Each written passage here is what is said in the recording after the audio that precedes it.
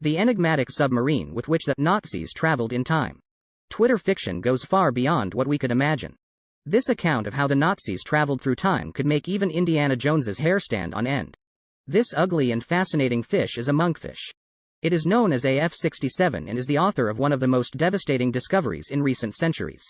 The AF-67 monkfish was part of Plainville University's Haleyoti project. They selected 77 deep-sea fish and equipped them with microcameras and tracking devices to explore the deep sea through them. With the microcameras and tracking beacons installed, AF-67 was released into the Indian Ocean, hoping that it would decide to dive into the Lamu Rhino abyssal pit. It is a pit with a depth of about 10,500 meters. Monkfish was one of the fish chosen for this project because it has its own light source. This is important to obtain images at a depth of 10,500 meters, where the only sunlight that shines is due to its absence. Once recovered, this monkfish obtained dozens of interesting but not particularly relevant images. But amid so much irrelevant information, AF-67 made an unexpected discovery. After analyzing some of the frames carefully, they realized that it was a human-made artifact. Hypotheses confirmed by seeing a swastika on the pressure helmet, and a serial number. This license plate allowed the identification of the device, LU-515. A Nazi submarine that caused many headaches to the U.S. intelligence services, and gave a lot to talk about in the world of conspiracies. Because that submarine disappeared when it carried inside the Bell of Wollenbach, a contraption developed by Nazi scientists at the end of World War II, designed to travel through time. The most skeptical assumed that the Nazis never managed to make the Bell work. The most daring fantasized about the possibility that the disappearance of U-515 would prove just the opposite. The submarine vanished without a trace because it traveled back in time. The hottest minds even suggest that Hitler himself was aboard U-515 and escaped to another era by activating the submarine's Bell.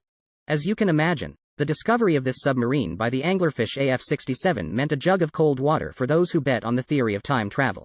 When they recovered the monkfish AF-67, they rewarded their services by dissecting it for an autopsy, and found symptoms in its stomach and cells that it had been exposed to radioactive isotopes.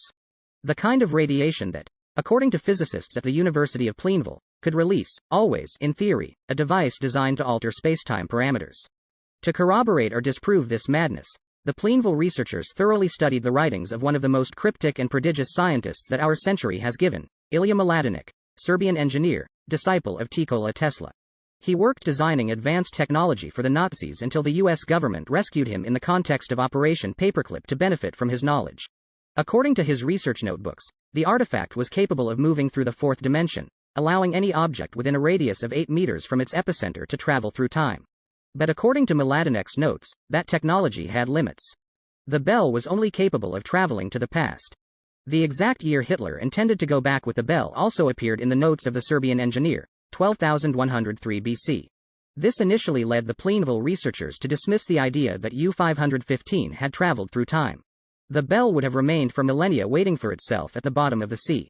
It was Margaret Kanker, professor of astrophysics at Plainville University, who realized that they were making a small mistake.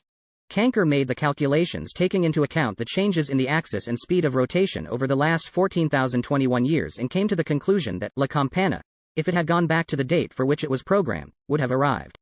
Plainville University sent an express expedition to that area of Tibet. But they found metallic remains that could belong to it and even more important, radioactive isotopes identical to those of the monkfish AF-67.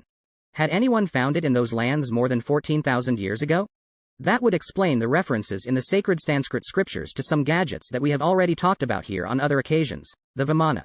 In other religious texts, chariots of fire, flying creatures, etc.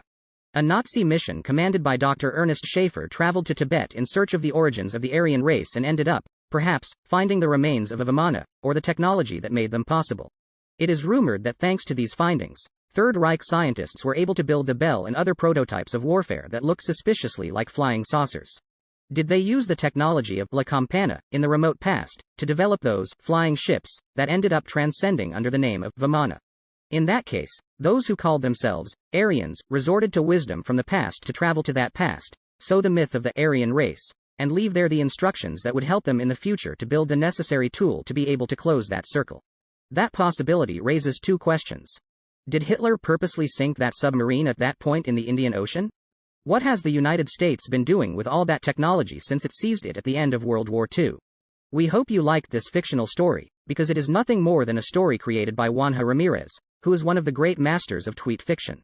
Precisely one of his specialties is clinging to real elements to build a spectacular science fiction universe on top of them.